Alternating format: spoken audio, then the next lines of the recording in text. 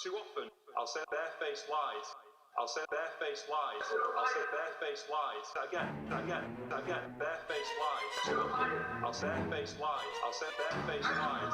I'll say barefaced lies. Again. That's right, yeah, we got an agenda. And it's your money we're gonna spend, yeah. Do you wonder where it's all gonna end, yeah? Do you think we ever wanna defend, yeah? 'Cause when the truth becomes so easy to disguise, you get shooting cold, overgrown, postal road, barefaced lies. Barefaced lies. Barefaced lies. Hey son, you got a party, got that little party going on there. Keep to the left, you can't think right, so everything you do goes wrong, yeah. Incompetence just leads to disaster. Corruption brings it on even faster. What you say? That's right, yeah, we got an agenda. And it's your money we're gonna spend, yeah. Do you wonder where it's all gonna end, yeah? Do you think we ever wanna defend, yeah? 'Cause when the truth becomes so easy to disguise, you get shooting cold, overgrown, postal road, barefaced. That's right, yeah, we got an agenda. And it's your money we're gonna spend, yeah. Do you wonder where it's all gonna end, yeah? Do you think we ever wanna defend, yeah? 'Cause when the truth becomes so easy to disguise, you get shooting cold, overgrown, postal road, barefaced lies. Barefaced lies. Barefaced lies. Comrades, you always told us you'd build us all a new Jerusalem, yeah.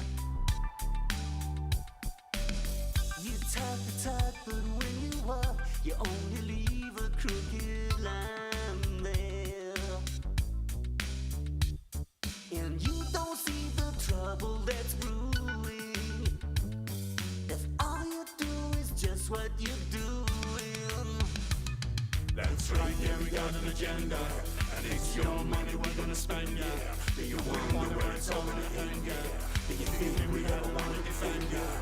'Cause when the truth becomes so easy to disguise, you get shooting cold, overgrown, postal road, barefaced lies. Is this where you wanna be? Debt and childhood poverty. Won't somebody set us free from this corrupt kleptocracy? Oh yeah. Barefaced lies. That's right, yeah, we got an agenda. And it's your money we're gonna spend, yeah. Do you wonder where it's all gonna end, yeah? Do you think we ever wanna defend, yeah? 'Cause when the truth becomes so easy to disguise, you get shooting cold, overgrown, postal road, barefaced. That's right, yeah, we got an agenda. And it's your money we're gonna spend, yeah. Do you wonder where it's all gonna end, yeah? Do you think we ever wanna defend, yeah? 'Cause when the truth becomes so easy to disguise, you get shooting cold, overgrown, postal road, barefaced. That's right, yeah, we got an agenda. And it's your money we're gonna spend, yeah. Do you wonder where it's all gonna end, yeah? Do you think we ever wanna defend, yeah? 'Cause when the truth becomes so easy to disguise, you get shooting cold, overgrown, postal road, barefaced. That's right, yeah, we got an agenda. And it's your money we're gonna spend, yeah. Do you wonder where it's all gonna end, yeah?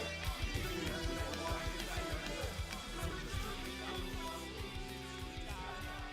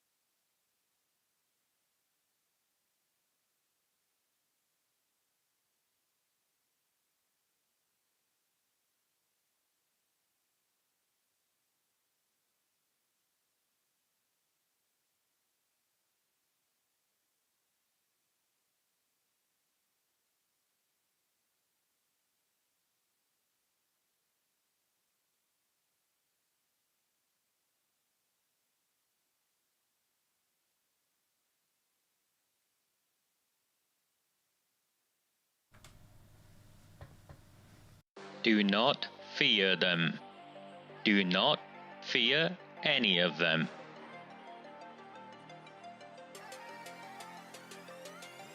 On the 20th of November 2003, James Ignatius O'Rourke McMahon was elected councillor for the Failsworth East Ward of Oldham. Deeply ambitious, he ruthlessly rose to power, and by 2011, he was already leader of the council. In 2015, exploiting a Labour Party loophole, he became MP for Oldham West and Royton. If only the people of the town knew then what they now know. Do not fear them. Do not fear any of them.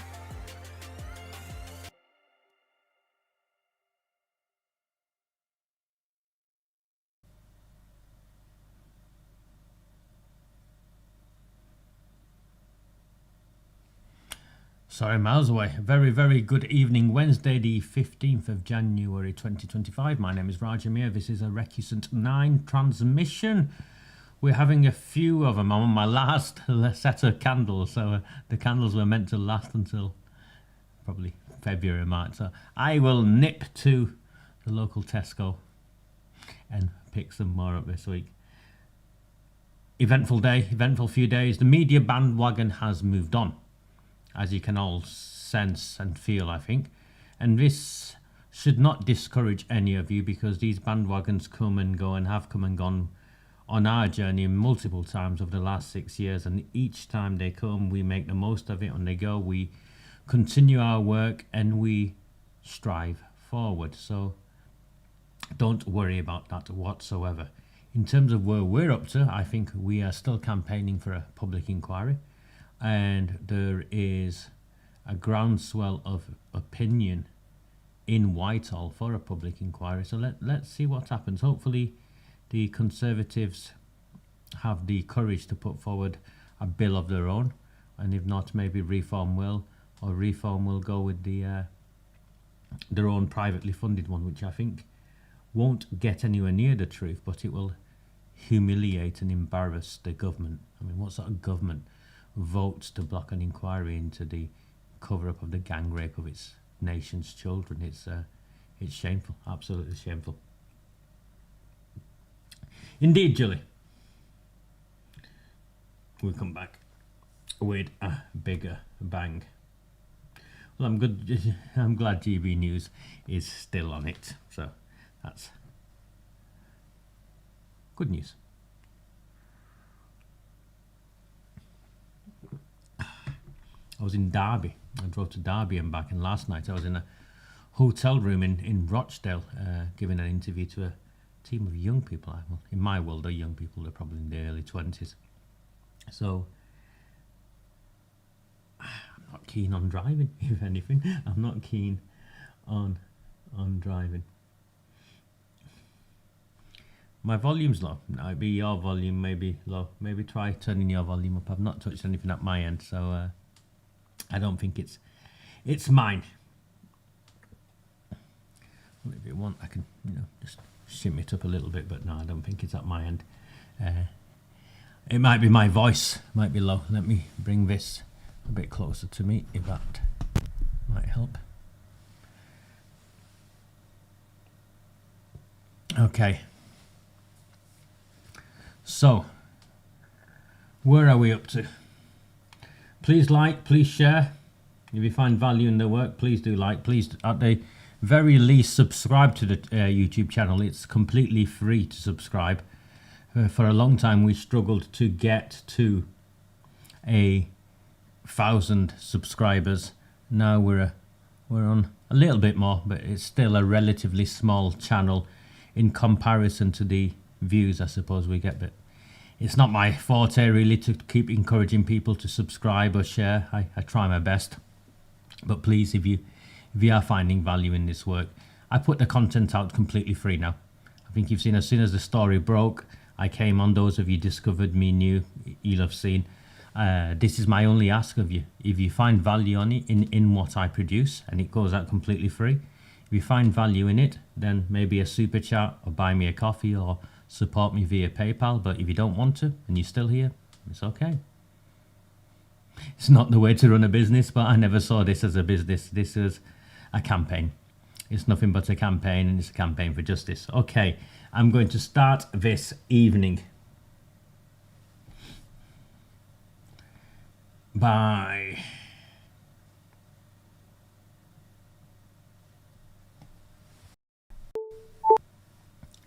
so there's this guy, and I want to focus on him, not to criticize him really. I want to focus on him because he reaches a demographic that could hold us in contempt. So this is a guy called Joshi Herman. Herbert, I call him. I actually have plenty of names for him. But he's one of the fake liberal metropolitan elite. And when the story broke and we started raising our profile, he immediately attempted a hit piece on me.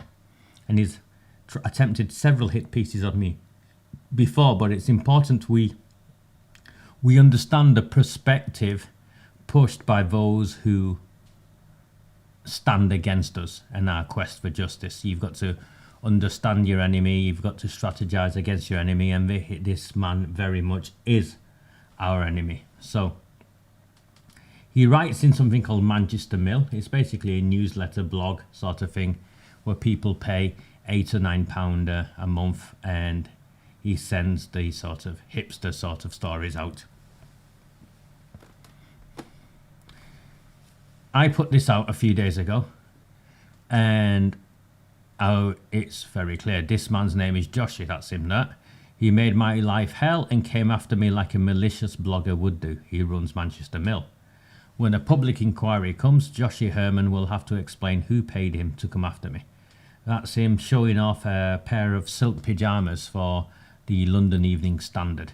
And I cropped the price actually, because it's wherever you can buy it from for £895. So that's who this guy is. I called him the pyjama wearing Ponce, is what I made reference to him as.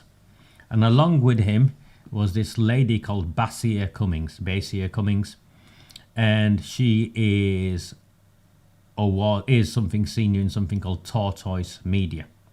Now these are big, Tortoise Media, big left-leaning media establishment platforms. So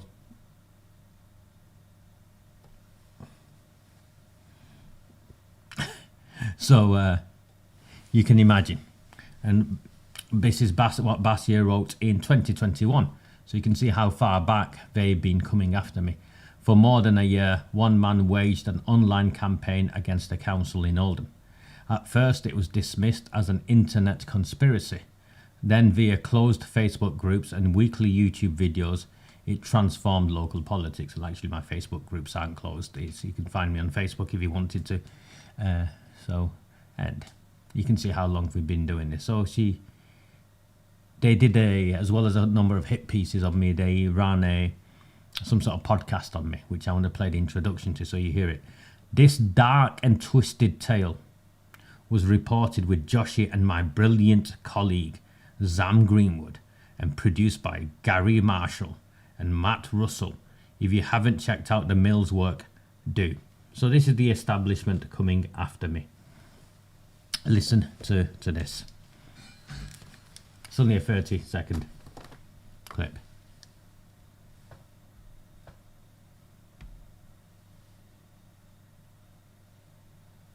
Of South listeners, not very far from Oldham. Rochdale also has a high proportion of South listeners will know Rochdale is not very far from Oldham. Rochdale also has a high proportion of South Asian residents. And I think when I speak to some people in Oldham, you get the impression that they almost assume there's a similar Rochdale-style street grooming problem because there sort of has to be. It's like, well, it happened in Rochdale, and it happened in Rotherham, and it happened in Telford, and it happened in Oxford, and those places have big South Asian communities, so it sort of has to be happening here. But that's prejudice, isn't it? It's total prejudice. It's nonsense. But Raja MIAH realizes that people think that. He realizes that he can tap into something quite rich and something quite deep, which is this feeling that we're going to be next. Now, of course, it is possible that his interest in grooming cases came from his time.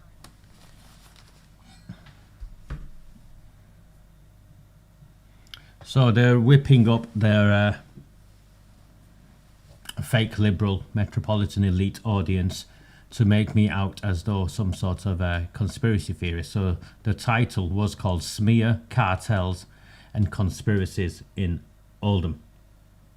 And she claimed that because it's happened in Rochdale, and I was saying, well, it's also happening in Oldham, and because it's happened in Tameside, as my friend Liam, who's here, will happily share with you, and it's happened in Manchester, that somehow it's not happening in Oldham. And I had the evidence that it was happening in Oldham, which is why I launched the campaign that I did. And she claims it's prejudice, and he claims it's nonsense, it's absolute nonsense. And then he appears to behave as though he's a mind reader, and he's reading my mind. Good evening. I drove past Rotherham on my way home. I was on the M1, I think, from Derby. So I did pass it, and I wanted to say hello to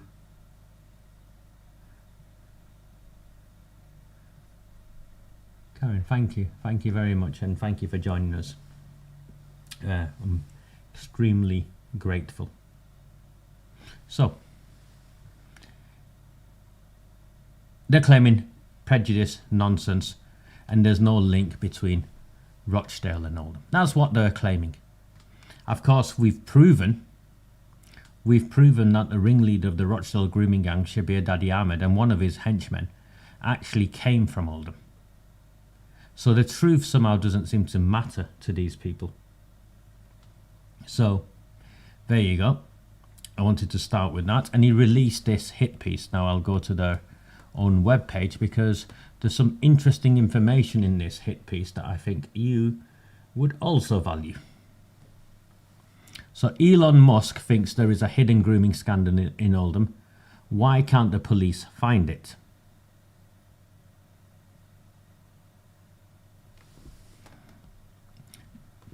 And I want you to pick up on some of the words he uses.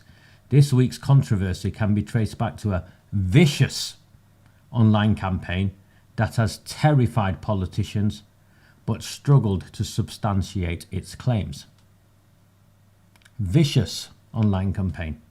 Campaigning for a public inquiry and holding to account politicians who vote down a public inquiry is apparently vicious. Do I come across as vicious to any of you? And he plays about with my photographs always, so it's nothing new there. Sometimes it's impossible to trace where an idea originated, and sometimes it's very easy. The idea that something incredibly dark happened in Oldham, that the local authorities and police covered up the mass grooming of white girls by Asian men, and that only a public inquiry can get to the bottom of it, began 6 years ago, and it began with a man called Raja MIAH.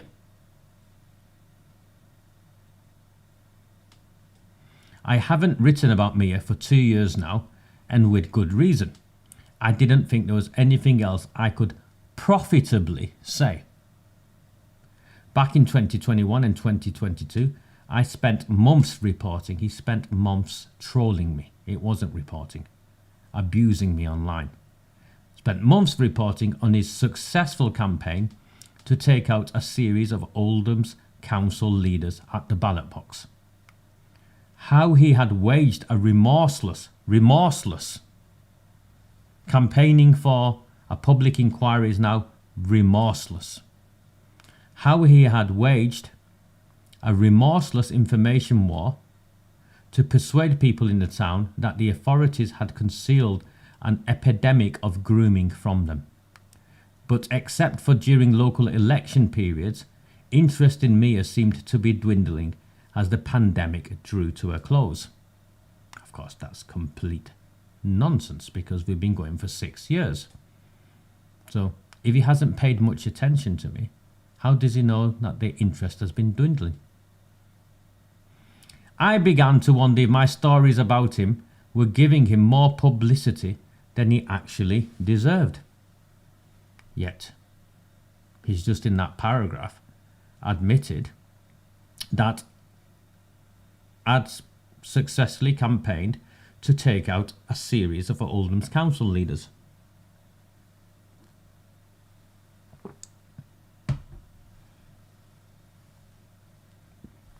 Then Elon Musk got involved. This time last week, I noticed Mia had tagged me in a tweet.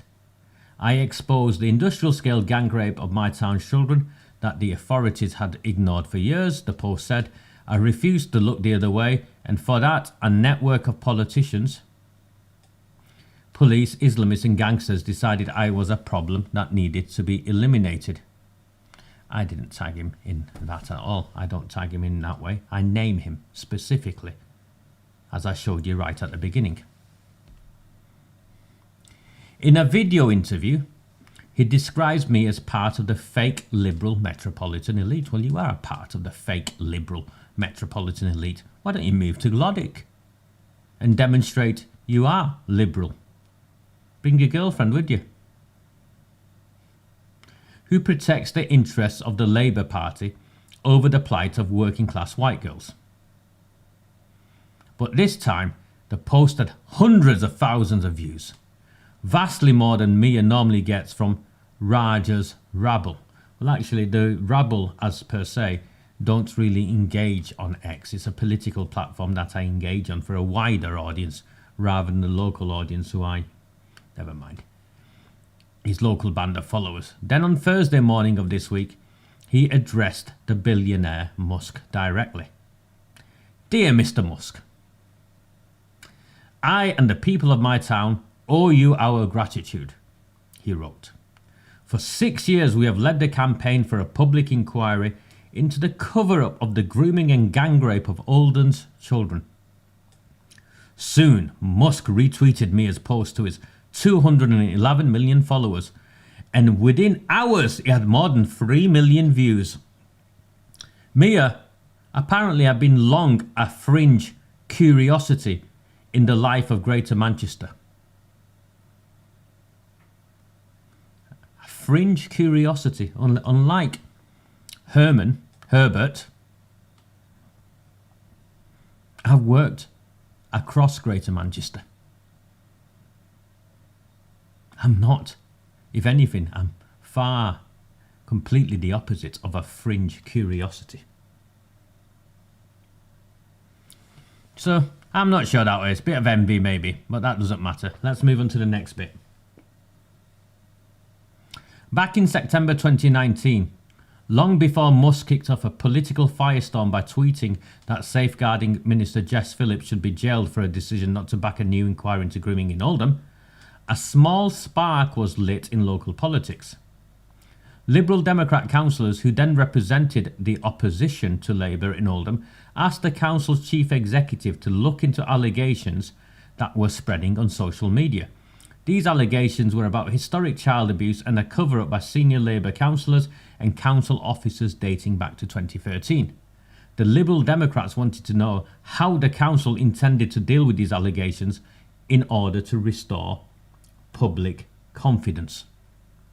Whatever you think of what has happened in Oldham, one thing is for sure: public confidence was not restored. Quite the opposite. For more than half a decade now, Oldham has experienced almost unbelievable political instability, with 3 council leaders deposed by voters in consecutive elections, council meetings frequently interrupted by members of the public shouting about child abuse. Well, actually, survivors of child abuse shouting about child abuse is what he should have said, but of course he can't bring himself to say that. And an atmosphere so toxic that a local MP was threatened with being shot when she met a voter on the doorstep. Nonsense.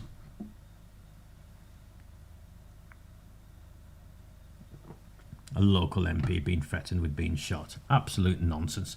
Because we have maintained from the outset that we will hold them to account at the ballot box. The man driving that instability has been Raja MIAH. Driving instability, mate, it's called campaigning. It's called campaigning. It's what the suffragettes did. It's what the Chartists did. It's what the civil rights movements did. It's what the gay people did. It's what every group does. It's called campaigning. The man driving that instability has been Raja MIAH, without whom it's very unlikely that this week's national controversy over grooming gangs would be happening. I suppose I should take that as a compliment.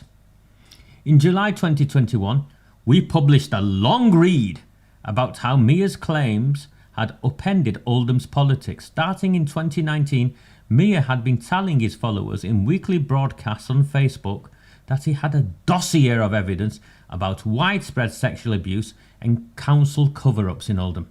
Sometimes he went further than that, suggesting that the politicians themselves might be paedophiles. Quote, "I now genuinely fear at the thought of an organised paedophile ring out of the Civic Centre, Oldham's Council HQ," he wrote in a comment on Facebook. Let's pause there. Let's pause there for a second.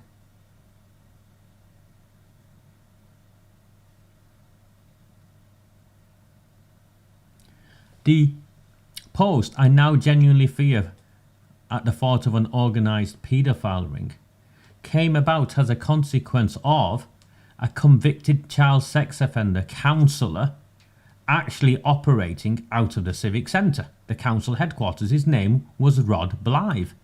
He had been a counsellor for 22 years. He was convicted for serious child sex exploitation offences, and the police kept the conviction hidden. The council kept the conviction hidden, and the newspapers did not report on it. And it is in that context, after I exposed Rod Blythe, it is in that context I made that quote. If you're hiding that you've got a child sex offender amongst you, then of course I do not think it's unreasonable for me to genuinely fear at the thought of an organised paedophile ring operating out of the Civic Centre.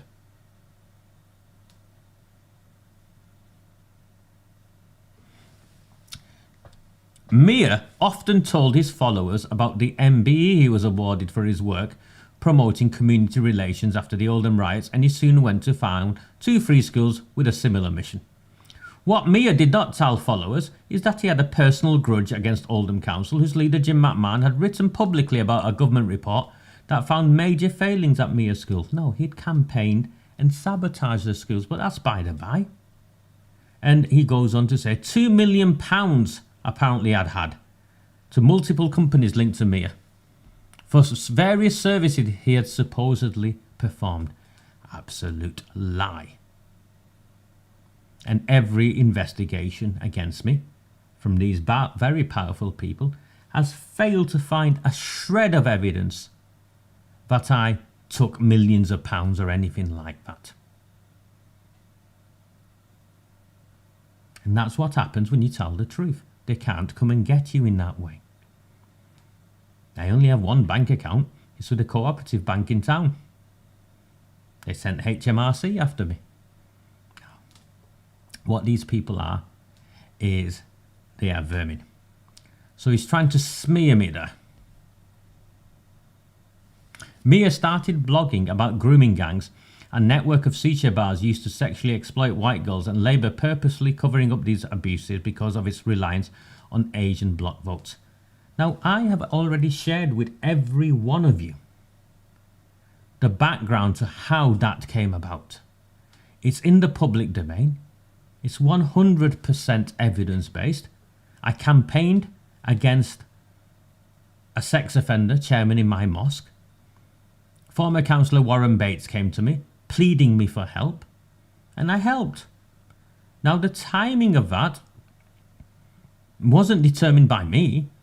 September 2019, the timing of that was determined by me finally going and seeing Warren Bates. There's nothing untoward. And if I've had £2 million, please tell me where it is, so I don't have to worry about what my electric bill looks like this month. His blogs and videos spread rapidly on social media, and the council found itself under pressure. Some of its response was cack-handed and seemed to lend credence to the idea that it had something to hide. Hold on, see how he just glosses over that? They filibustered a council meeting where a bunch of grannies went to ask a question and walked out of the council meeting rather than just answer the question on the grooming gangs. They could have ended it there. Sean Fielding leader marched 60 councillors out of the council chamber.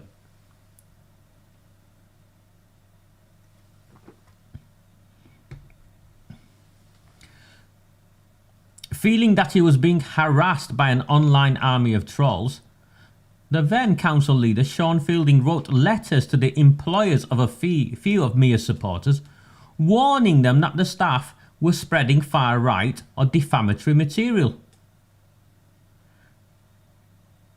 He wrote to the employers of decent people who had simply asked for the council to confirm and clarify whether the information I was releasing was true. He wrote to the employers to get them sacked. Do you see how they're twisting this? Do you see what the version of the truth looks like? Joshy Herbert's? Fielding had been pushed to the edge by MIAH. All I asked Fielding to do, and it's in black and white, I've got the document. Sean, this predates you. It has nothing to do with you as council leader. Do the right thing. Order an inquiry. It has nothing to do with you. Do the right thing. Order an inquiry. He started abusing me online. Started sending me emails where he was clearly drunk.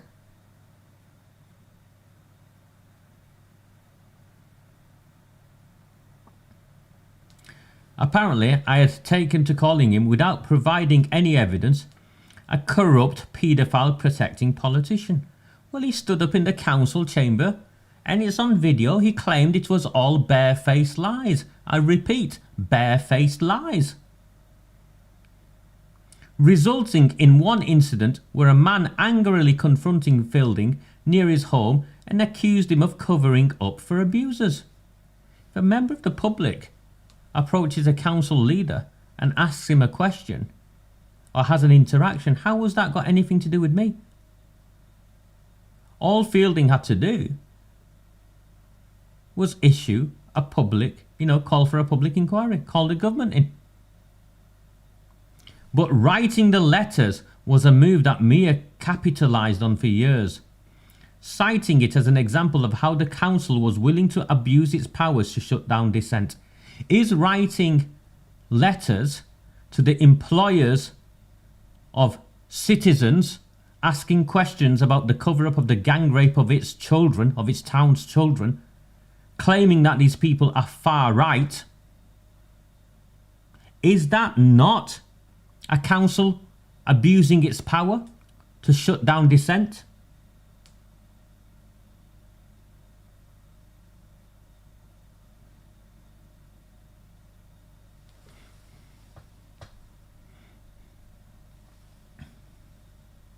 Does Mr. Fielding?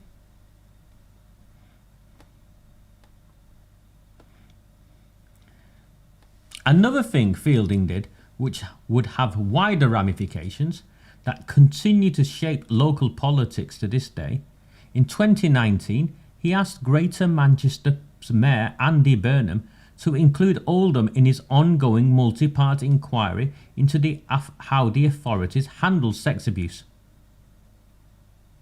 He only went to the mayor to include Oldham after the investigator the council appointed to conduct an internal review, Mark Peel, I think his name was, ran away and refused. The mayor's assurance review had been set up after the BBC documentary Three Girls depicted the horrendous grooming that had taken place in Rochdale, which neighbours Oldham. Burnham had appointed two experts. Childcare specialist Malcolm Newsom, you heard him in my last transmission. Yeah, that was Malcolm Newsom. And former Detective Superintendent Gary Ridgway, to examine how the authorities had failed victims in Rochdale and in South Manchester. After Fielding's request, they were now asked to look into Oldham too. Allies of MIAH hoped that he would hand over his dossier to the investigators and the cover-up would finally be blown open. Why on earth would I hand over evidence to those involved in the cover-up? Now, I've shared the evidence with you on Sunday night. Have I not? Please, let me just pause here, because there's this ongoing nonsense that somehow I'm hiding evidence. Did I not share the evidence with you on Sunday night? Did you see the evidence that I shared on Sunday night?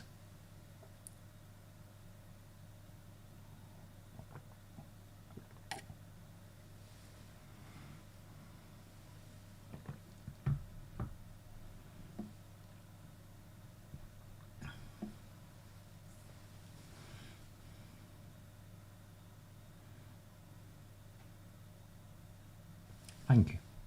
I was waiting for a yes from someone so I can put it up on the screen. I shared the evidence on Sunday night. It was part of a 3-hour transmission. I was exhausted after it. I went through it line by line, meticulously.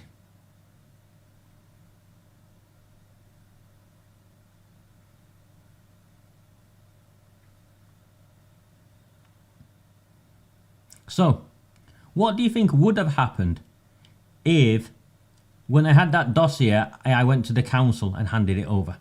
What do you think would have happened if I went to the police and handed it over? Do you think any of this would have been exposed? That would be taking the coward's way out.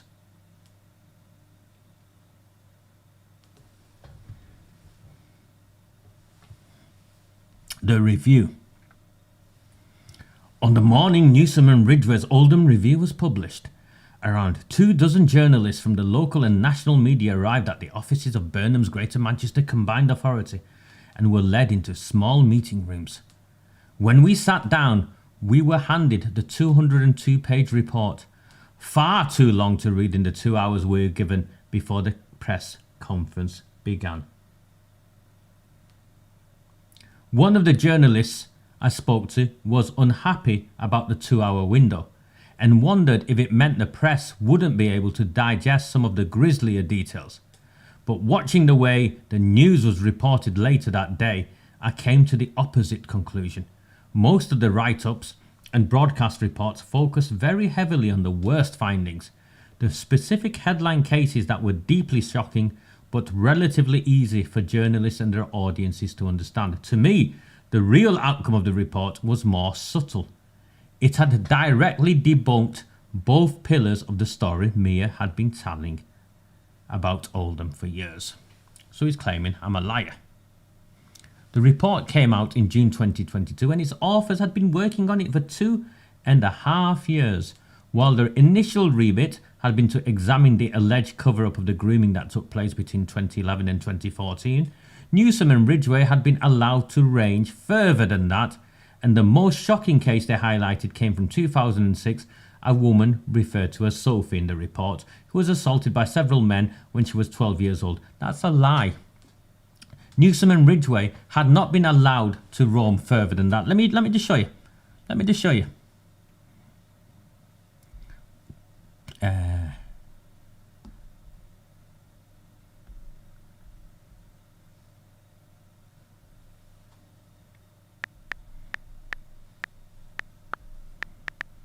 Because I worked with Sophie's husband to get them into the assurance review in the terms of reference.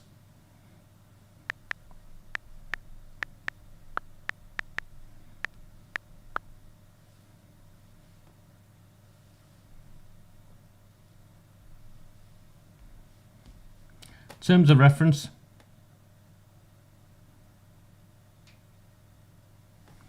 Allegations made on social media about the risk posed to children from local shisha bar establishments during 2011 to 2014. the nature and extent of which adults had inappropriate access to children and young people, residents in children's homes in Oldham, putting them at risk of harm, the nature and extent of the use of local taxi services to access children, allegations or concerns expressed in relation to specific cases. The review will particularly consider complaints made in a letter by an individual complainant to the leader of Oldham Council in November 2019, copied to the Mayor of GMCA about the handling of her case during 2005-2006. So there you go. They did not have the remit to expand. It was already in the terms of reference. We'd fought for that. Her husband and I had fought for that and campaigned to do that. The case of known offenders previously employed within Oldham Council and the extent to which the historical actions and employment records have been adequately investigated by the council. That's to do with Shabir Ahmed. The review team will not review any active inquiries. Okay, so that is the terms of the scope there. So this guy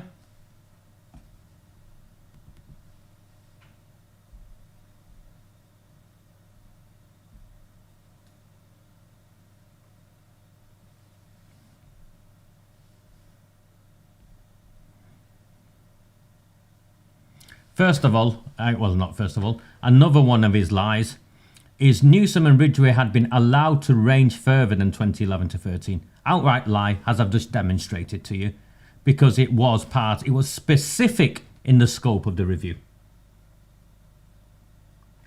Specific in the scope of the review.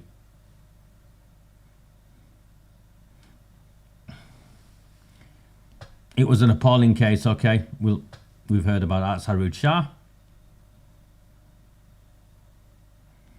That wasn't all. Newsom and Ridgway confirmed that one of the worst offenders from the Rochdale grooming scandal had worked as a welfare rights officer for Oldham Council, and the review identified a structural flaw in the design of the council and police's multi-agency messenger service that was supposed to tackle child sex exploitation, meaning that some cases were not properly managed.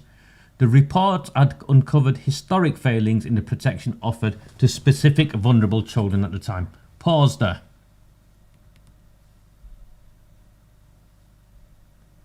So, if this is the scope of the review, already he's confirmed number 2 about failings to do with Sophie. Tick. What I released confirmed as true. Number 3, the case of known offenders previously employed within Oldham Council and the extent to which the historical actions and employment records have been adequately investigated by the council. Tick. Shabir Ahmed worked at Oldham Council. So number 2 and number 3 has been proven to be 100% correct. What I released so far, number 2, number 3. I'm using his own evidence against him. Do you see? I'm using his own evidence against him, his own statement against him.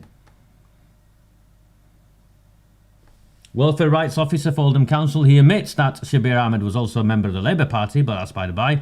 Structural flaw my arse. You've seen what I've gone through. And that some cases were not properly managed. No. Of the 10 cases that they used in the sample, they found failings in all 10. I shared that information with you. Of the 10 cases that they used as a sample, they found failings in all 10.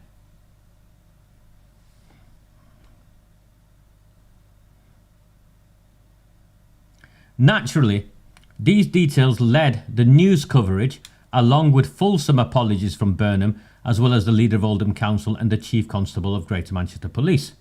But the less newsworthy aspect of the report were significant. The review did not find any evidence of widespread grooming in Oldham. That word widespread, I think, is interesting. They're using it again. What quantifies widespread? 100? 1,000? 10,000? The review did find evidence of grooming in Oldham because I was close to tears reading the review's own statements of what had been done to children. And the review did find that. But this is where it gets even more sinister. When I asked Ridgway, a former detective superintendent from Cambridgeshire Police, whether he had encountered anything in Oldham that compared to Rotherham in terms of scale, he didn't prevaricate, he didn't hold back. The answer was no. My judgment would be that it's apples and pears.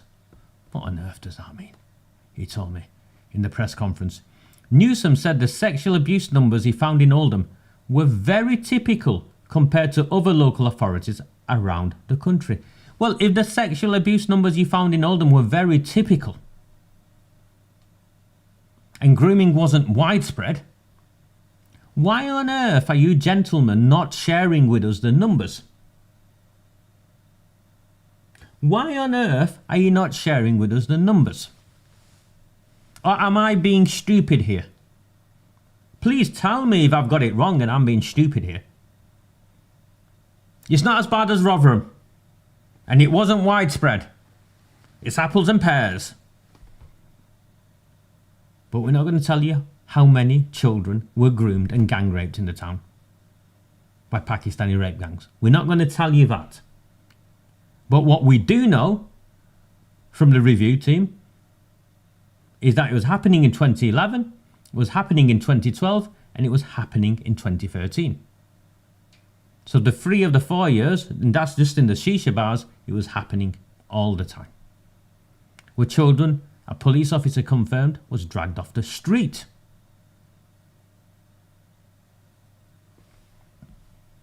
Far from covering up abuse, the review team actually found significant evidence that the council did everything possible to publicise the threat of child sexual exploitation. It did no such thing.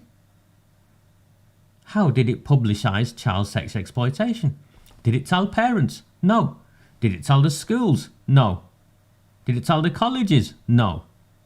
Did it tell the head teachers in the meetings? No. In fact, the review team found that the head of communications of the council had celebrated keeping it out of the news. 3 wins today, wasn't it? And we've also won North West in Bloom.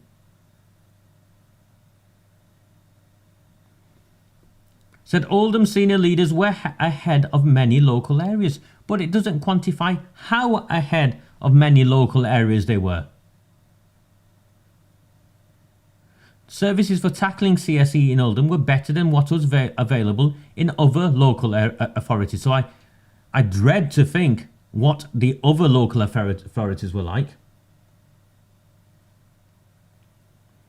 And the area saw significant investment by senior officers and councillors. They were dragging kids off the street in broad daylight. It's in the review. Apparently, the council had gone to unusual lengths to highlight the problem, even commissioning a play about child sexual abuse that was seen by more than 3,000 school pupils in Oldham. So what? Did you say to any of these children that there are rape gangs operating in Oldham? No. So what's the point of showing them a play?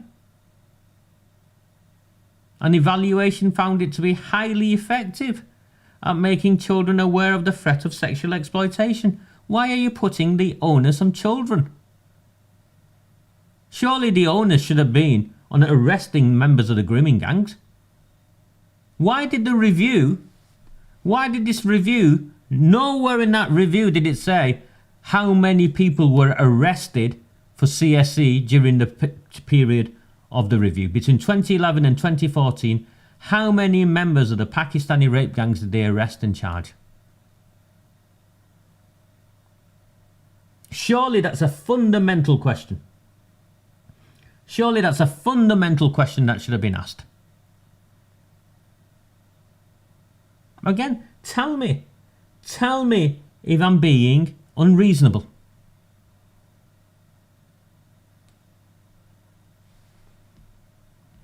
A story that has spread widely on social media, suggesting that in 2010 Pakistani men would drive around a particular children's home in Oldham, waiting for girls to come out, and that staff inside their home were not allowed to detain the girls, was looked into.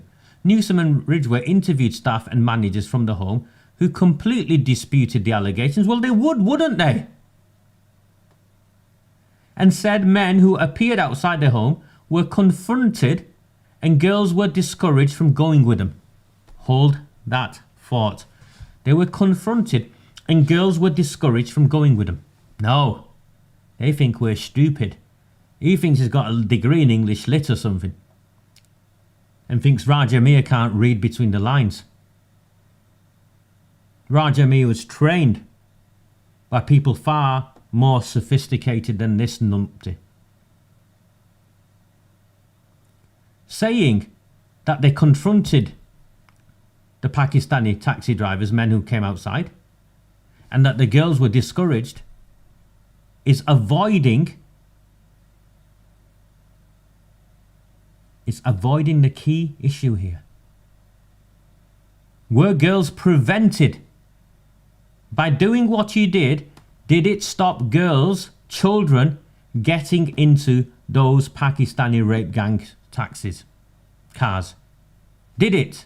Of course it didn't, because if it did, that's what they would have said.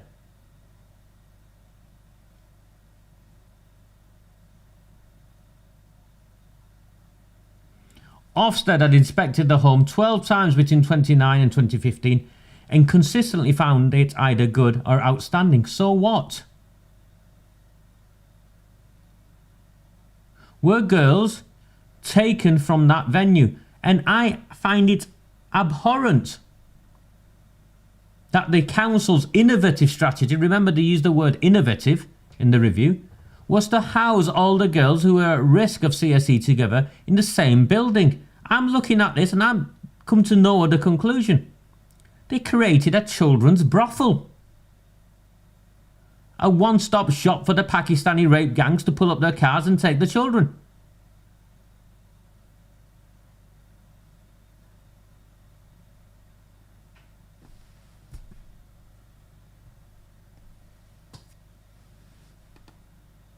See?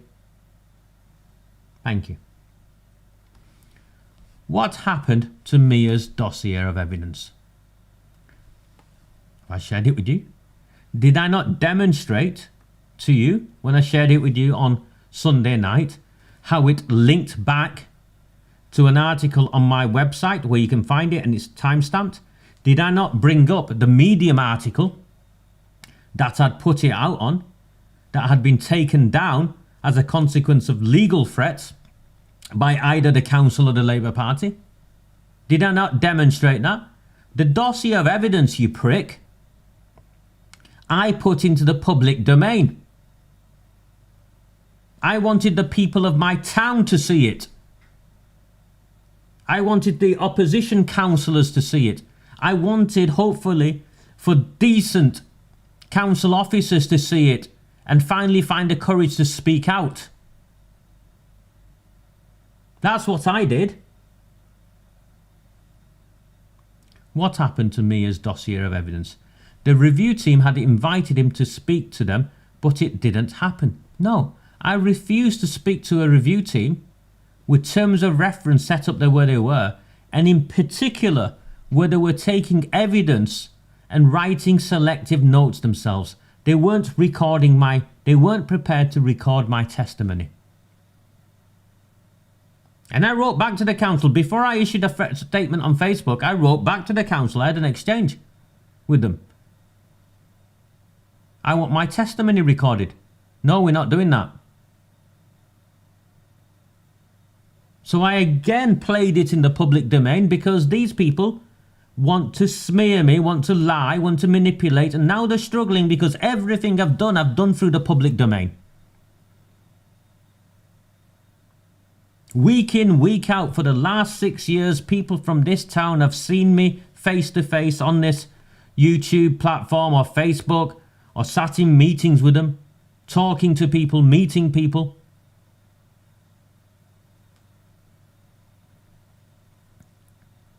MIAH's condition for meeting Newsom and Ridgway was that his evidence session had to take place in the council chambers with a live stream running and members of the public in attendance. MIAH must have known that the review team could never agree to those terms. Why? I've got nothing to hide.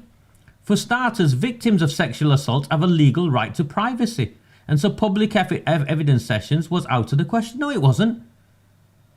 I've spent 20 years safeguarding children. Do you think I'm going to name children?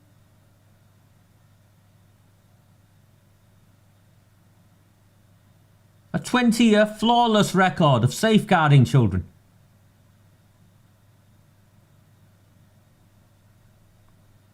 Mia told a review that, "I have absolutely nothing to hide, and I sure as hell don't fear any paedophile protecting politicians or their council stooges."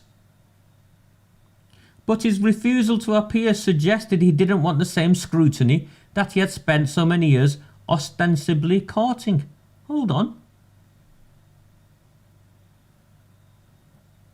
Am I not here? Am I not leading from the front? Am I hiding anything? Did I not publish the dossier of evidence? Am I the one who got my Medium account suspended? Who wrote the legal letter? Why did Oldham Council, and I've got the lawyers' letters, I'll do a session on the lawyers' letters, write to me, attempting to take out an injunction against me to silence me? Why did the Labour Party write to me threatening to sue me? If I'm not publishing the content, why are you making the threats? I've been publishing the content all along, and everyone who's followed me will tell you I do not lie.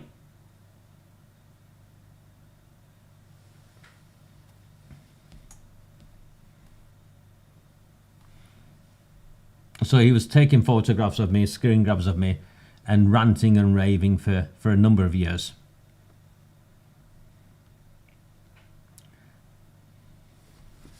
This pattern had also been noticed by his allies in Oldham, including the former police officer Mark Wilkinson, who was running to unseat council leader Fielding in his ward in Failsworth. Wilkinson had been drawn into Mia's online campaign and wanted to help him expose the sinister cover-up that Mia had meticulously identified, but he struggled to persuade his new friend to hand over his dossier to the authorities. "I specifically wanted him to go into the police," Wilkinson told me back in 2021. "I even said I'll come with you, but Mia wouldn't budge. When he wouldn't do it, I felt let down, to be honest," said Wilkinson. "I met Matt Wilkinson 2 days ago. He shook my hand and said I did the right thing. I met him 2 days ago." Now, you either accept someone with the strategic experience I have knew what he was doing, to the greatest of respect to Mark, a decent policeman, a former policeman who's a decent man, sorry. I have my own mind. I understand how I'm going about this. And because of how I've gone about this is why Herbert here confirms earlier on in his article what's gone on across the country would not have happened if I hadn't done what I've done.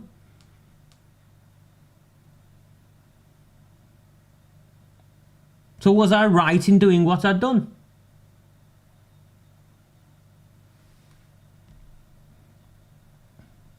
The backlash. I'm reading petitions. Please don't bother. There's a plan. Please don't bother. The week that the 2022 assurance review came out, the Labour MP Debbie Abrahams was door knocking in a constituency of Oldham East and Saddleworth when a man appeared at his door and shouted at her. He told her to get off his drive, and if she didn't, he would get his shotgun. Abrahams reported the incident to the police, who visited the man and noted that he was a licensed gun owner. The MP was convinced the gun threat was linked to anger that had been churning in Oldham since the report came out. So she's got it in her head. There's no correlation whatsoever. I'm surprised the police didn't come and arrest me, even though I don't know who this man was. Across the country, people despise their politicians for a whole host of reasons. Most specifically, they only turn up when they want your vote.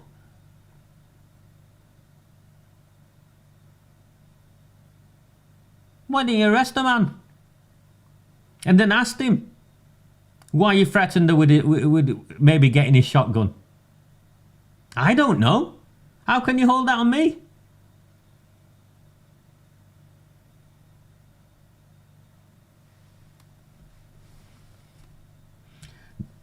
They're not going to section me under mental health because there's nothing wrong with my mental health.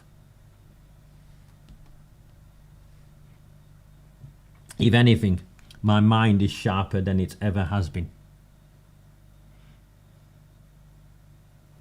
Within hours of being published, Mia was ferociously attacking the review. Well, I'd read it.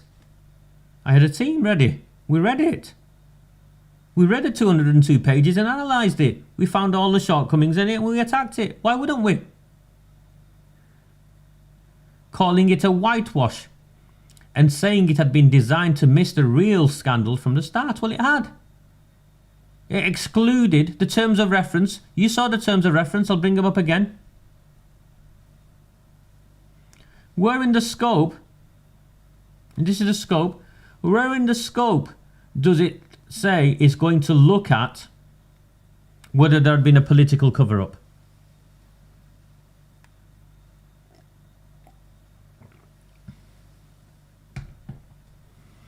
Allegations made on social media. See, Shabazz? That's not about a political cover-up. The nature and extent to which adults had inappropriate access to children and young people in children's homes. That's not about a political cover-up. The nature and extent of the use of local taxi services. That's not about a political cover-up. Allegations and concerns relating to Sophie. That's not about a political cover-up. And whether or not Shabir Ahmed worked in the council and had access to children. That's not about a political cover-up.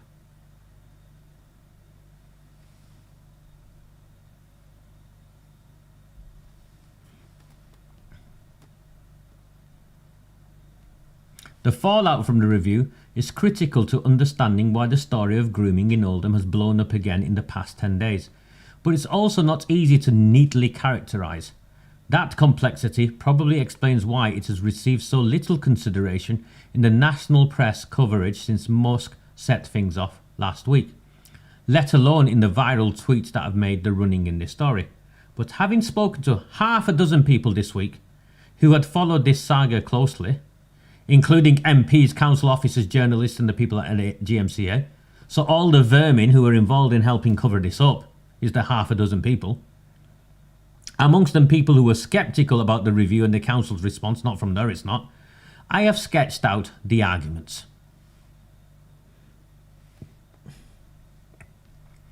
The case against the 2020 review is that it was cursed from the beginning by what Newsom and Ridgway were asked to investigate. The criticism is that they were focused on too narrow a period of time, 2011 to 2014, and were only asked to examine sexual abuse claims relating to Shishabaz children's home taxi drivers and specific offenders who had been employed by Oldham Council. Later, the authors were asked to consider allegations relating to Sophie. Sophie, that's nonsense. You know it, you've seen it, it's all there. Okay. So whose fault is that? Who set up the scope and the terms of reference? Have we not said all along 2011 to 2014 is too narrow a time period? Are we not right in criticising how schools and youth clubs were excluded from the venues and locations that they could be investigated?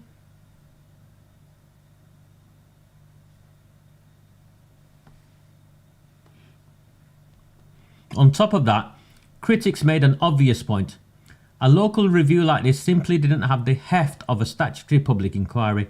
It couldn't compel witnesses to appear or force organisations to hand over government. Well, Burnham knew that. Sean Fielding knew that. Arud Shah knew that. Amanda Chadderton knew that. They knew that and they wanted that. Or am I being unfair? Which meant that when Greater Manchester Police refused to provide some of the documents that the inquiry team asked for, it resulted in months of negotiations between lawyers. And Newsom and Ridgway never got everything that they wanted. So here we go, now an admittance that Newsom and Ridgway never got everything that they wanted.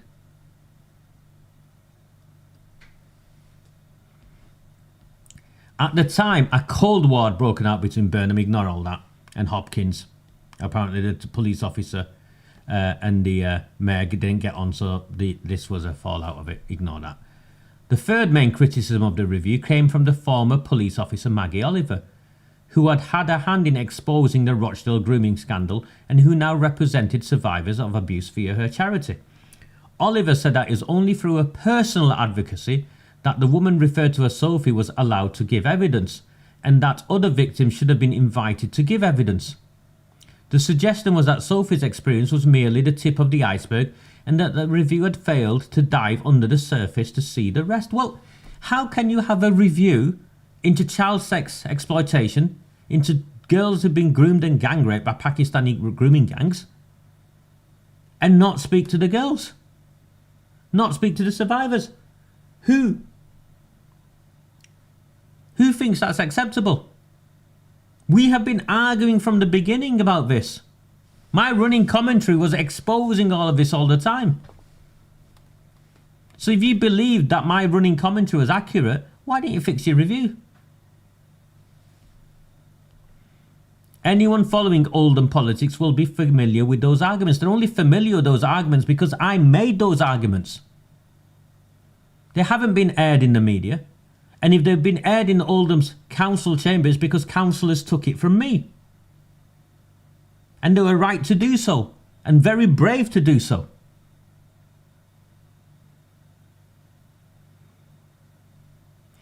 Ever since the terms of the review were announced, Mia has been telling his followers it was designed to further the cover-up rather than expose it. Well, it's true. You just detailed why, mate. In a sense, anyone who followed Mia had been primed to dismiss Newsom and Ridgway's work before they had even put pen to paper, which they duly did. Well, the framework was set up to be rigged. You've just admitted it. It was rigged from the start. Less well aired are the arguments in favour of the review. For one thing, Newsom and Ridgway were considered exceptionally credible investigators, having worked in senior positions in child protection and CSE-centred policing in other parts of the country. So what? Not just that, but the first part of the review had been widely praised for highlighting the case of Victoria Goglia, a 15-year-old girl who died in 2003, 2 months after reporting that she had been injected with heroin and raped. Part of a major grooming scandal in South Manchester that was unpicked by the report, but which failed to identify who closed down the investigation into 97 members of a rape gang. Failed to identify who closed down the investigation into 97 members of a rape gang. The remit of the investigation may have seemed narrow, but that 2011 to 2014 period was a function of the allegations that Mia himself had been touting. No.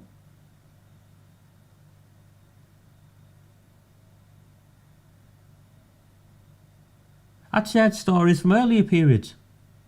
And now you're saying, oh, it's Raja MIAH who set the terms of the review. We did what he said. No, you never. Because if you did what I said, you'd be investigating the politicians to determine whether there was a political cover-up, and that would have been explicit in the terms of reference, which it wasn't. The man's a dickhead. That was when the police operations in local shisha bars had been taking place, and was the same period when Mia claimed that Oldham Council had been in cahoots with the BBC to prevent coverage of the story. I did not claim. I shared the email. You've seen the email. What did that email show? Does it not show the council and the BBC, McMahon and the BBC, conspiring with each other to keep news of grooming bangs into operating out of shisha bars hidden?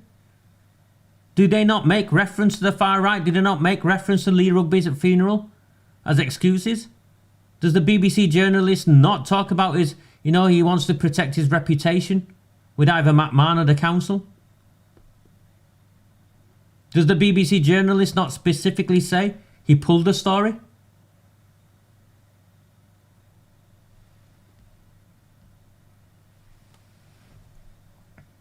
Advocates of the review point out that it wasn't limited in terms of the time period it scrutinised at all because of Sophie. But now, as I've shown you, the Sophie thing was specifically put in there as a direct result of the work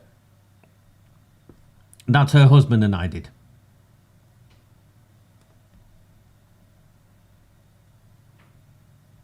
Apparently it was there to answer specific allegations about how the authorities had responded to such allegations.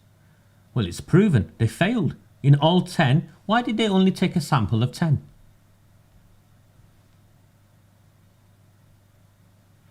When the publication date of the report was twice delayed, MIAH implied in his weekly broadcast on Facebook that a further cover-up was underway. But a former senior council officer, who's the former senior council officer? If you want people to believe them, well, who is it? Is it the same council officer who was involved in the cover-up in 2015, in 2014, in 2013? The delays came about because the council was proactively bringing more and more to the review team. What does that even mean? Oh, it confirms that you were deciding what the review team could see. Because the review team had no powers to go and say, I want this, I want that, I want something else. You were responsible for giving the evidence. That's an admittance that the council were responsible for giving the evidence that the review team could look at.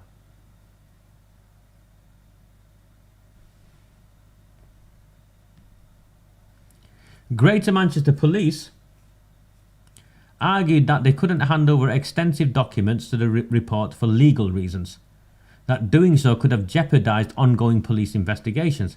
In fact, they were about to launch a big new probe into historic grooming in Oldham. Bullshit. Absolute bullshit. Because the only big operation that came about was Operation Sherwood, and that came about as the Greater Manchester Mayor has stated himself, specifically as a consequence of the review. I can do this all day. I can do this all day long. And I have been doing this all day, dismantling the lies in a systematic in a systematic way. My methodology is 20 years refined. I can do this all day. At an Oldham Council meeting in July 2023, Lewis Quigg, the burly Conservative councillor, why use the word burly? Would you say plump Conservative councillor to a woman? No, you can see. For Royton North and a close ally of MIAH's. I have close allies throughout the council, mate. Got up to make the case for a more extensive inquiry into sexual abuse. As he spoke, members of the public were shouting from the public gallery, which had become normal in Oldham's council meeting since the report came out a year ago. I see that, Nicky, isn't it, behind? By this point, momentum was building for a new inquiry in Oldham, including from some of the local survivors of CSE. Both Conservative and Liberal Democrat councillors had written to the then Home Secretary Priti Patel, urging her to set up a new probe backed by statute. Quigg agreed, and his argument for why that was needed drew on a leap of logic that I've come to see as the key to understanding this story. Referring to 10 cases of sexual abuse that Newsom and Ridgway had examined in the report, plus the case of Sophie, Quigg told the Chamber, it can't be the case that Oldham finds 11, but Rochdale, Telford and Rotherham find thousands. He wasn't saying that he had seen evidence suggesting there were dozens of unprosecuted cases in Oldham. Quigg's point seemed to be different. If places like Rochdale and Rotherham, relatively deprived towns with large South Asian populations, had played host to extensive networked grooming gangs, surely Oldham must have done too. Oh, it's prejudice. The Pakistanis in Oldham have something special in the water that makes them resilient to gang raping children rather than some of the other Pakistani communities in the rest of the country.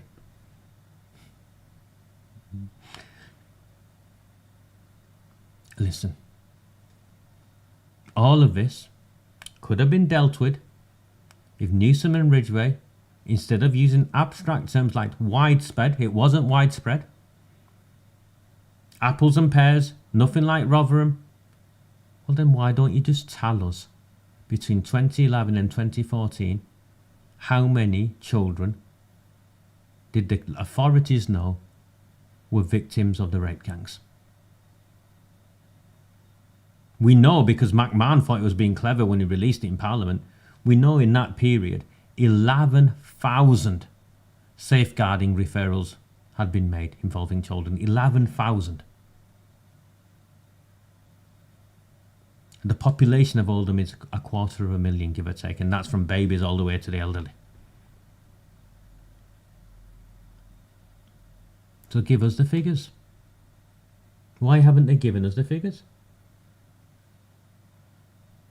Labour figures in Oldham could tell the winds were blowing against them. The 2024 local election was coming into view, and after MIAH's campaigning had helped to unseat 3 council leaders already, some councillors were panicking. Absolutely they were panicking. They'd failed to put me in prison and silence me. And no matter what the threats, the numbers, our numbers were growing. Many insiders saw no merit in the calls for another inquiry, but felt the pressure was becoming unbearable. Officers who worked for the council were getting threats. Bollocks. Ask my people. From the beginning, we will win this at the ballot box. We will win this at the ballot box. One says she was told via email by one of MIAH's followers. Well, how do you know it was one of my followers? That she was a child rape apologist and wasn't fit to have kids. Maybe it's something you did, rather than something to do with me. The council's leader, Arooj Shah, the Pakistani gangster endorsed council leader that Herbert and his mates never write stories about, considered backing the calls for a new inquiry in order to get ahead of the story, but was talked out of it by a member of Burnham's team. So now there is a war between Andy Burnham and Arooj Shah. That line you've got to understand. It's gone out that Arooj Shah wanted the inquiry and Burnham's team didn't. Burnham's team talked them out. So Burnham is now responsible for the cover-up. It's not Arooj Shah. And that is a key sentence in all of this.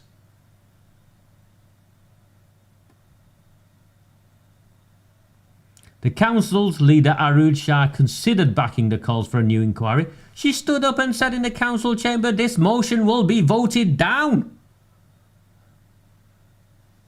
The council's leader, Arooj Shah, considered backing the calls for a new inquiry in order to get ahead of the story, but was talked out of it by members of Burnham's team, who encouraged Oldham's Labour councillors to hold the line. Hold the line. How many of you are left? And we're going to take out more come 2026. How many of you are left? Hold the line. And continue to support the review process, which is about to publish the segment of its inquiry focusing on Rochdale. Well, why should Oldham care about what you're now publishing in Rochdale? That's not how local government works. At that point, it was felt important to maintain support for the ongoing process so as not to let down victims who were cooperating with both Operation Sherwood and the Rochdale report. Bullshit. At that point, it was felt important to maintain support so we could facilitate and continue the cover-up, otherwise Burnham would be exposed. Says a spokesperson for the mayor, confirming the meeting took place. Eventually, Shah's hand was forced by politics, forced by campaigning. For several years, Labour's previously dominant position on the council had been chipped away by losses to the other major parties and local independents, in no small part because of MIAH's energetic campaigning. Energetic? I'd use the word focus. I'd use the word relentless. Well, I'll take energetic. I'll take energetic. When Shah's party lost control of the council last year, she needed the support of some of the independents to get things done, so she bribed 4 of them. And that support came with a price, backing the call for a new public inquiry. It was that request to the government made last year that was rejected recently by the safeguarding Minister Phillips, setting off the current controversy. That letter from Jess Phillips was hidden in paperwork, in documents on the council's webpage until I released it on New Year's Day. An insider in Oldham, see how they're all anonymous? An insider now in Oldham. What the heck's an insider? Says the Labour leadership of the council bungled its response to calls for a further inquiry and should have changed tack earlier.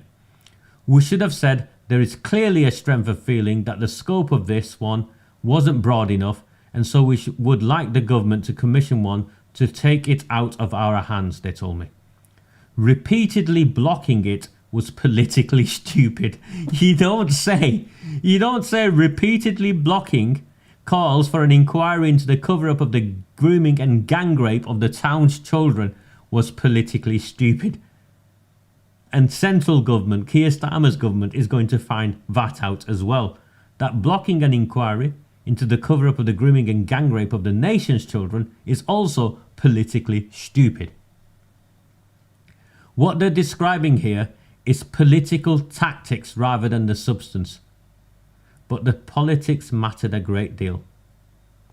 Keeping going meeting after meeting and having the energy of the council covering a place that has had enough problems to deal with, sapped by the ongoing soap opera, was worth making a cynical move to make it go away.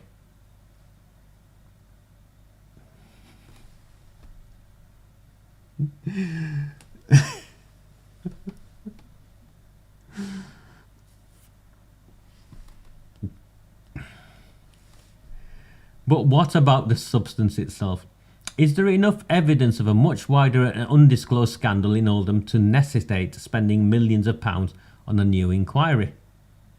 Some people point to the case of Sophie and say yes, if something that horrific happened in Oldham and the police and social services didn't respond adequately, what else might be found? What gets little mention in these debates, in fact I've barely seen it mentioned in all of the press coverage in the past week, is that an inquiry into historic sexual abuse in Oldham is going on at the moment. It's called Operation Sherwood, the police investigation that was announced with great fanfare on the day of the 2022 review. Its initial remit was to look into exactly the cases mentioned by Quigg.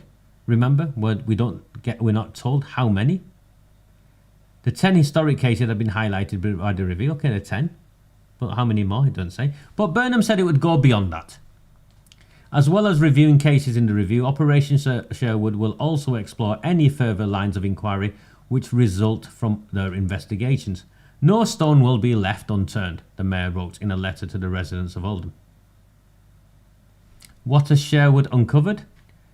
When I asked Greater Manchester Police earlier this week, they told me that in the 2.5 years since Sherwood was launched, it has only made one arrest. One arrest. That was back in August 2023 when a 52-year-old man was arrested on suspicion of rape, sexual activity with a child, trafficking and grooming. He has not been charged and remains on bail. Work on the investigation is said to have been very, very slow. So to me, that clearly demonstrates the complete absence of trust in the authorities from survivors. And remember, the first action of Operation Sherwood was to go and threaten a survivor for speaking out. The survivors of the rape gang, who've been demonised by the police and failed by the council, why would they have trust in the same police force and believe that the same council were now going to look after them?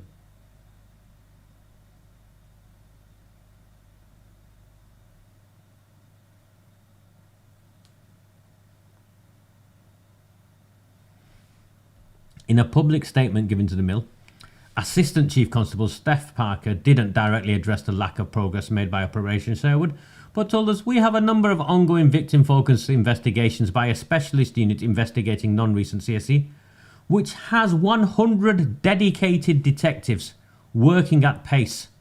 So if they've got 100 dedicated detectives, 100 dedicated detectives, what do you think the numbers are? If they've got 100 dedicated detectives,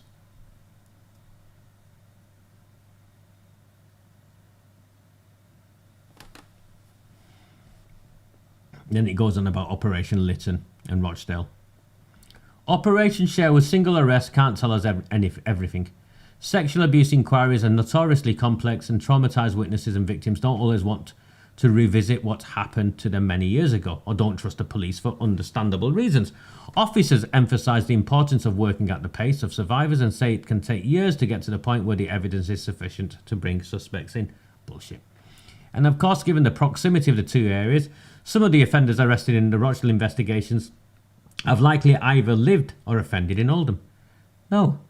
Shabir Ahmed, the ringleader of the Rochdale grooming gang, we have proven lived in Oldham and worked for Oldham Council. He then gets a bit angry because I was on Spectator TV. I think, you know, one of those establishment sort of podcast platforms he's not happy with.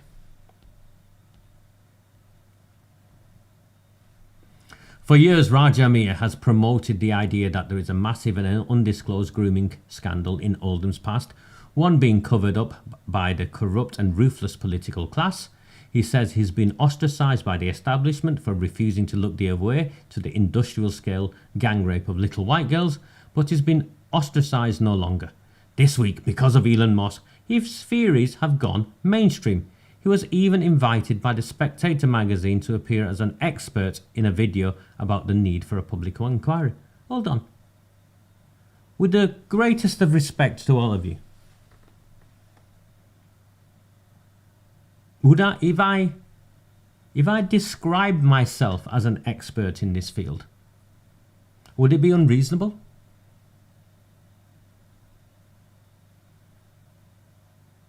Would I be exaggerating my CV like Rachel Reeves, the Chancellor of the Exchequer?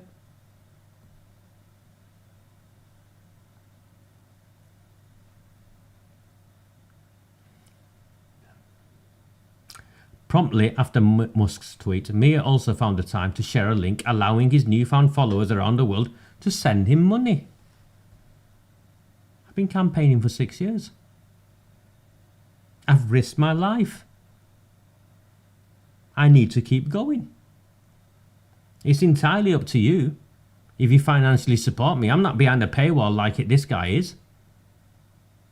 I've said as soon as this story broke, every content I've got, everything I got, I'll just share. I'm working day and night. I'm putting my content out for free. If you want to support me, you can do. If you don't want to support me, then that's also okay. Listen and make up your own mind. Because the people of my town will tell you. They are fearful of what I do and the way I go about doing it, as you've just seen.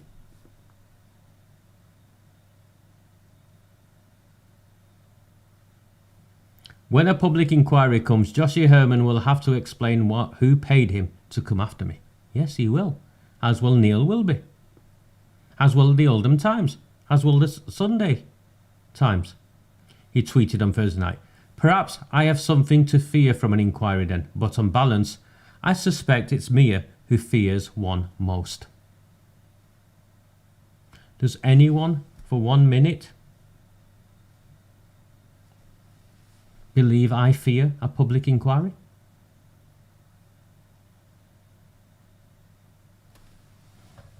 Joshie Herbert, of course, has a dirty little secret all of his own. Let me show you that dirty, dirty little secret of the pyjama wearing ponce. If you are finding value in this transmission on a Wednesday night, then please consider pressing the like button, buying me a samosa, it's on the Buy Me a Coffee site, or using PayPal to send over whatever contribution you would ordinarily pay if you went to the cinema or if you rented a movie or something. Because come on, I am of value. I am of value. Watch what I do now. Yes, indeed, Louise.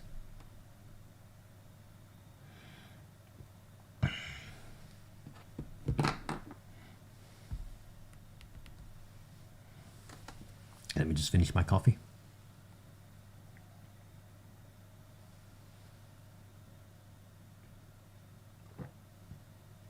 And read some of your comments.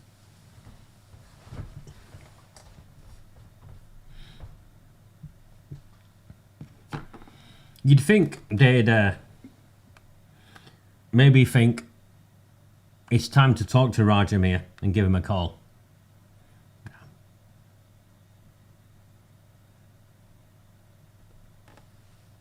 No.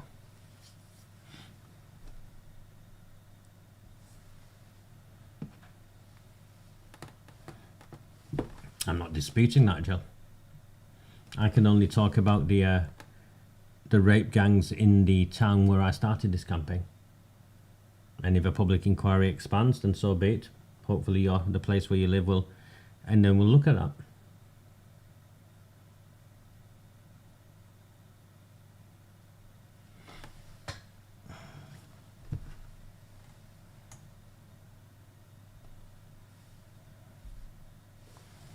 This is UK Fifth Column, who've been following many this. other places worldwide, is child abuse. Absolutely, and is the story that I kicked the year off with last Monday. It is the Asian grooming gangs. There's been an absolute deluge of information and conversation about this over the past week. I think it's going to continue. It's been turned into a political football by Musk and many others, actually. I mean, there's a whole ecosystem of talking heads on Twitter and elsewhere who are really trying to use this to attack the UK government, and not without good reason, actually. So I'll just remind you that we started by showing you some clips from this gentleman, Raja MIAH, who is a whistleblower from Oldham. He's been trying to draw attention to grooming gangs operating in Oldham for the past probably over 10 years now, actually. And he's been on Twitter talking about the case. There's a big long tweet here. I won't read the whole thing out. We'll provide a link to it so you can go and have a look at it. We've talked about the political dynamic of this, but I just want to drill in quickly on the media dynamic, which I think is really interesting. So in this tweet, he did add that publications like the Oldham Times and the Manchester Evening News didn't just report on my case, they amplified the lies around it. They were trying to help cover things up, according to MIAH.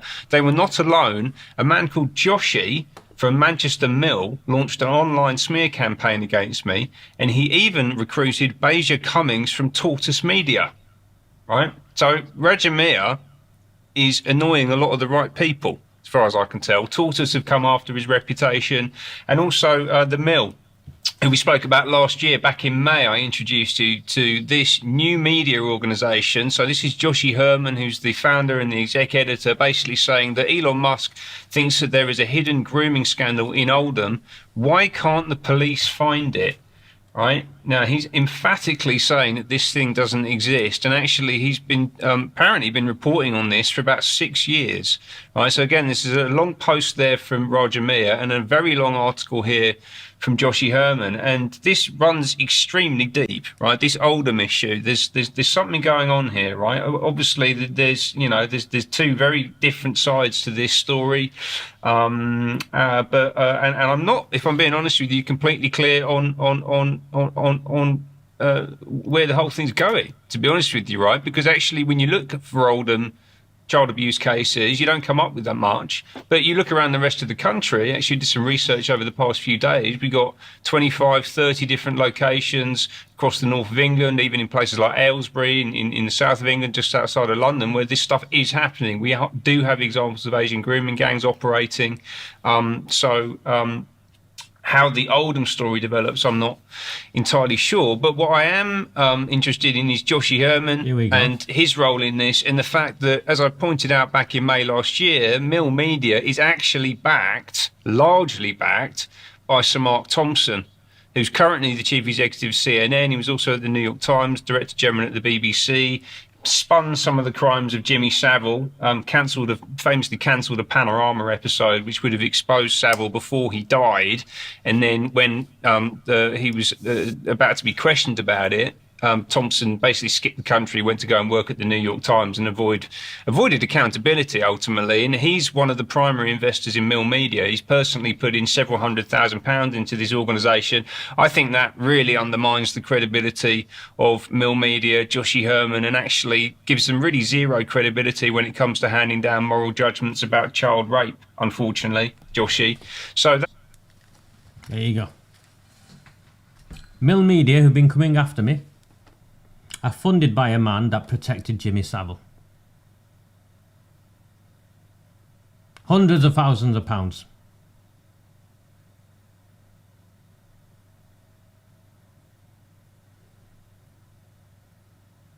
Yeah. What do you think? What do you think now?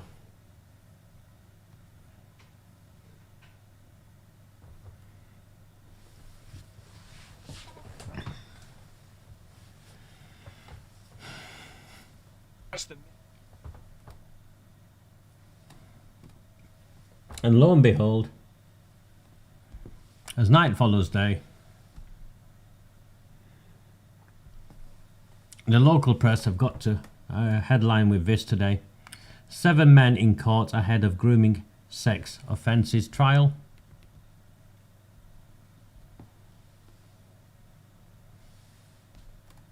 Oldham man amongst those in court ahead of grooming sex offences trial.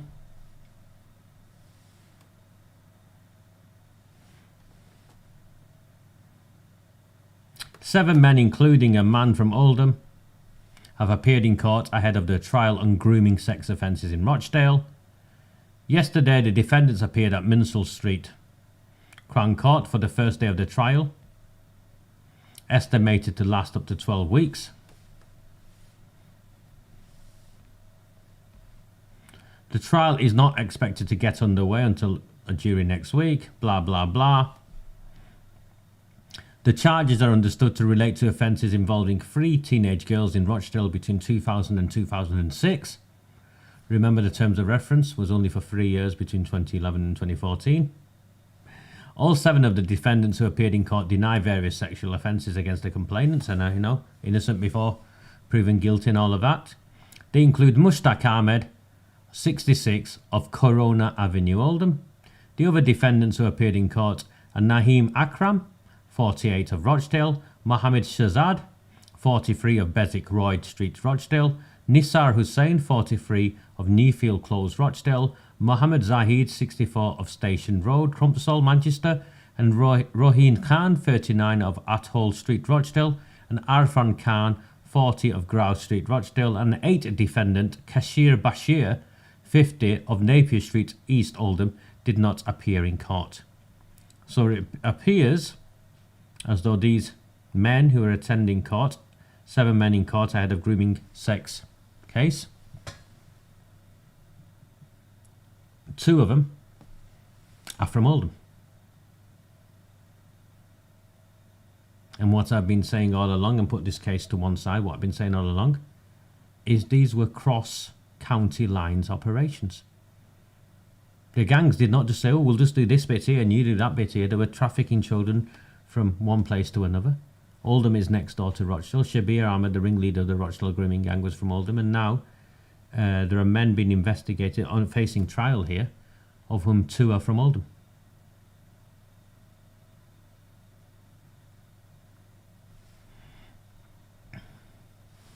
How are we doing for time? Okay. I want to share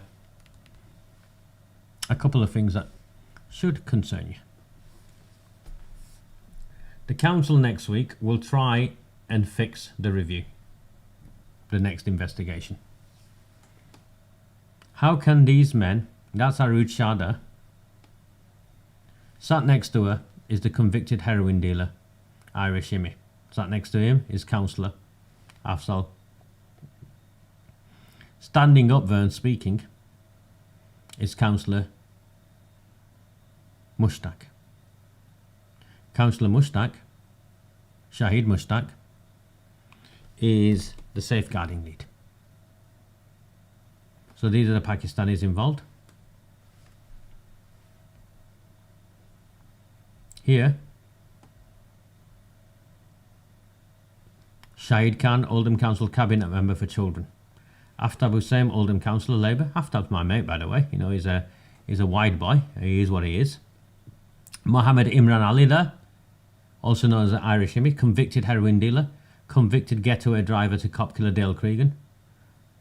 Oldham Council-backed community ambassador, as you can see. Arud Shah, Oldham Council leader. Mohan Ali, Oldham Cabinet Member for Education. Nazrul Islam, Oldham Councillor. Abdul Jabbar, Oldham Council Deputy Leader, Cabinet Member for Finance, that's the money. And Abdul Malik, Oldham Councillor, who was Head of Planning at one point, I think, as well.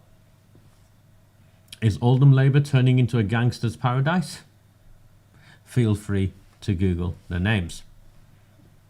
How can this council, made up of these individuals with these gangster links, be in any way allowed anywhere near an investigation into the cover-up of the grooming and gang rape of children? How can this woman be allowed to go anywhere near it? This is Shelley Kipling, who has been appointed as acting chief executive of Oldham Council. That's acting without an external interview. And this was November, I think. Indeed, Bilder Malik has formed too. Indeed. He does. He got found guilty for some health and safety breach, didn't he? Where someone, I'm not sure if they died or were badly injured. Louise. We've got Shelley Kipling here.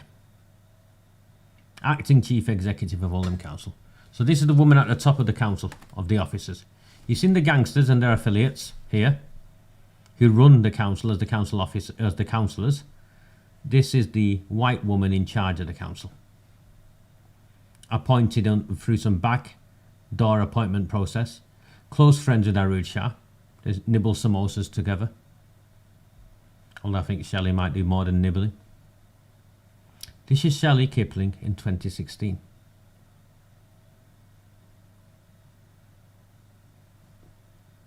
She was in the communications team. Last time on full council duty with Carlos Marsden and less counsel for Jim McMahon. End of an era. So she worked in the communications team with Carl Marsden that was responsible for covering up the grooming gangs, keeping the news out, celebrating Oldham's fantastic work to help residents into work and create jobs, love events like this with Jim McMahon. So the chief executive of the council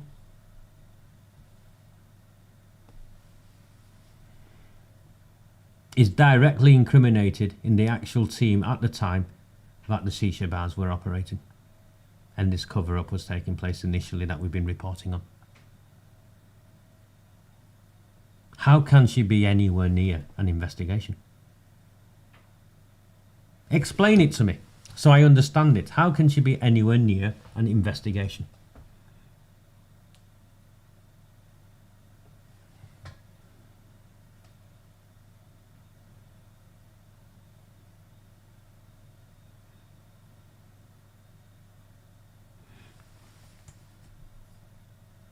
Absolutely, I'll post it. I'll post it on X, download it. Someone sent it me, it's not my work.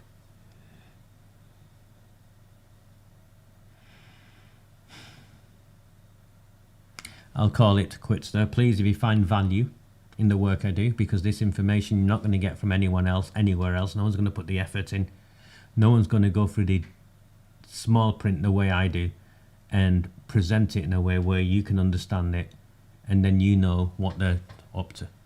It's what I do. It's what I've been doing for 6 years. I can only do what I do with your help. Buy me a coffee. Use PayPal. Sign up to Redwall and Rabble if you can. If you can't, don't worry about it. Sign up anyway for free so you get the newsletters. At the very least, subscribe to my YouTube channel. And hopefully, I will see you all on Sunday now. My name is Raja MIAH, and this was a Recusant 9 transmission. Very good evening. Do not fear them. Do not fear any of them.